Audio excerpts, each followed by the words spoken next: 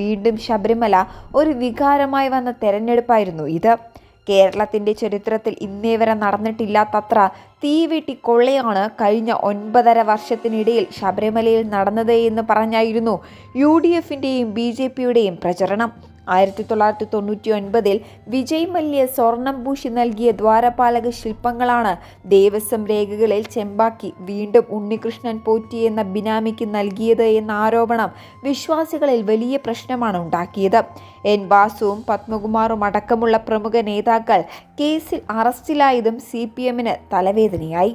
ദേവസ്വം മാനുവലും ഹൈക്കോടതി ഉത്തരവും അനുസരിച്ച് ശബരിമലയിൽ നിന്നും സ്വർണം പൂശാൻ ഇവയൊന്നും പുറത്തു കൊണ്ടുപോകാൻ പാടില്ല.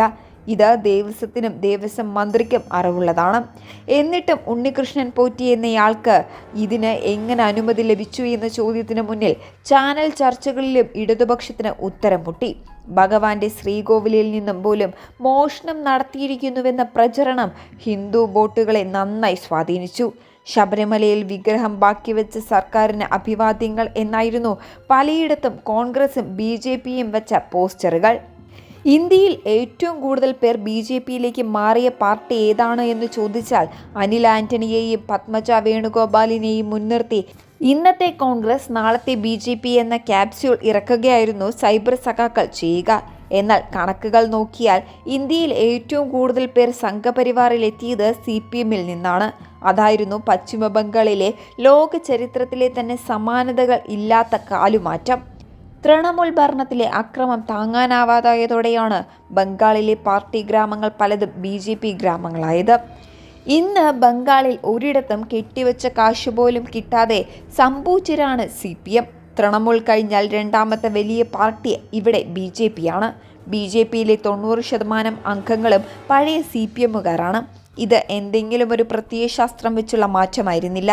മറിച്ച് ഭരണം മാറിയതോടെ പോലീസിന്റെ സഹായത്തോടെയുള്ള തൃണമൂലിന്റെ ആക്രമണം താങ്ങാൻ കഴിയാതെ ആയതോടെ അടിച്ചാൽ അല്പമെങ്കിലും തിരിച്ചടിക്കാൻ ശേഷിയുള്ള പാർട്ടി എന്ന നിലയിലാണ് CPM പ്രവർത്തകർ കൂട്ടത്തോടെ BJPയിലേക്ക് കൂപ്പുകുത്തി പോയത്. ബംഗാളിലെ പഴയ നേതാക്കളുടെ മക്കളിൽ പലരും ഇന്ന് BJPയിലാണ്. കോൺഗ്രസിലെ മാത്രമല്ല ഒരു കേഡർ പാർട്ടിയായ CPMനെയും BJP വിഴുങ്ങുന്നുണ്ട്. ഇന്ത്യയിലെ ഇടതുപക്ഷത്തിന്റെ ശോഷണവും BJPയുടെ വളർച്ചയും ഏതാണ്ട് ഒരേ നിരക്കിലാണ് എന്ന് കാണാം. ഹിന്ദു വോട്ടുകൾ BJPയിലേക്കും മുസ്ലിം വോട്ടുകൾ തൃണമൂലിലേക്കും പോയ അതേ സോഷ്യൽ എഞ്ചിനീയറിംഗ് കേരളത്തിലും ആവർത്തിക്കുമോ?